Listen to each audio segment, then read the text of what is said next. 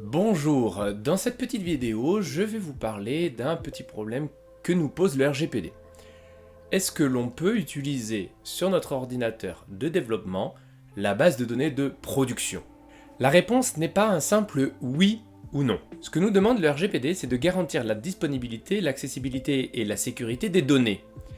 Le point que je traite aujourd'hui est donc plus lié à la sécurité des données. Donc, pour utiliser les données de production en local sur votre ordinateur ou sur un autre serveur que le serveur de production, vous devez anonymiser toutes les données personnelles. Ça passe par quoi? Ça passe par un script qui va venir modifier dans la base de données toutes les données dont vous n'avez pas à avoir accès. En général, il est quand même préférable, sur un poste de développement, de partir d'une base de données vierge et de charger des données de test, générées aléatoirement ou fixées, prédéfinies à l'avance. Seulement voilà, il existe un cas où il n'est pas possible d'anonymiser les données. Nous devons travailler sur les données de production, mais en dehors du serveur de production. Eh bien, le RGPD ne nous l'interdit pas directement. Eh bien, si vous téléchargez un dump de la base de données de prod sur votre ordinateur local, vous risquez de le perdre. Les ordinateurs du développeur sont très peu souvent chiffrés. Les mots de passe sont pas forcément changés régulièrement, ou même on ne sait pas vraiment si le compte de l'ordinateur n'est pas corrompu. Et nous avons déjà des exemples de données qui ont fuité. Il y a par exemple la fuite de données du laboratoire d'analyse médicale liée au prestataire, à l'ordinateur du prestataire, qui avait le dump de la base de données et qui s'est fait leaker son ordinateur. Donc ça, c'est quelque chose que l'on ne veut pas, ou du moins que l'on veut surtout éviter, pour ses propres données, pour les données de l'entreprise.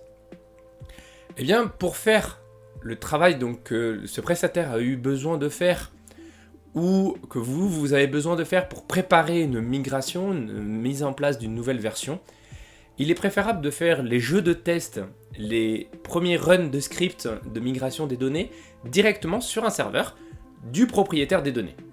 Donc si vous êtes prestataire, vous ne faites pas ça sur votre ordinateur, vous ne téléchargez rien sur votre ordinateur ou sur vos serveurs à vous, vous demandez à votre client de vous fournir un serveur. En général, la pré-production est très bien pour ça. Si vous êtes interne, il n'y a pas de souci, vous utilisez directement la pré-production, mais pas votre ordinateur local. Pourquoi sur le serveur de pré-production? Tout simplement parce que ça va vous permettre de garantir que les données restent cloisonnées sur un serveur. Et une fois que vous avez joué vos scripts, que vous avez joué tout ce qu'il vous fallait, tous les tests nécessaires, eh bien vous faites un delete de la base de données, des fichiers de dump, et vous reconfigurez votre pré-production avec sa base de pré-production. Si vous avez besoin d'actualiser les données présentes en pré-production parce que vous voulez des données un peu plus fraîches et un peu plus proches de la production, vous pouvez redescendre la base de données de production, mais dans ce cas-là, il faut anonymiser. Ne laissez pas une base de données non anonymisée n'importe où. Même sur vos serveurs à vous, vous ne savez pas ce qui peut se passer dans le temps. Moins vous avez de données personnelles réparties, moins vous avez de risques.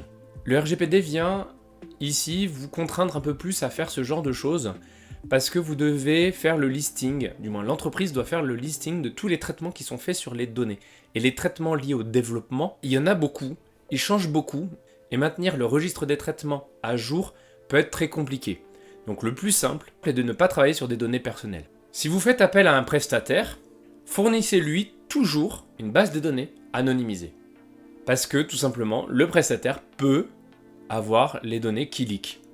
Il peut vous les mettre sur des serveurs sur lesquels vous ne contrôlez strictement rien. Il peut faire plein de choses, il peut le garder, il peut le copier, et ça vous ne maîtrisez rien. Même si vous faites signer des obligations de maintien de la confidentialité et tout le reste au moment de la signature de la prestation, il y a toujours un risque.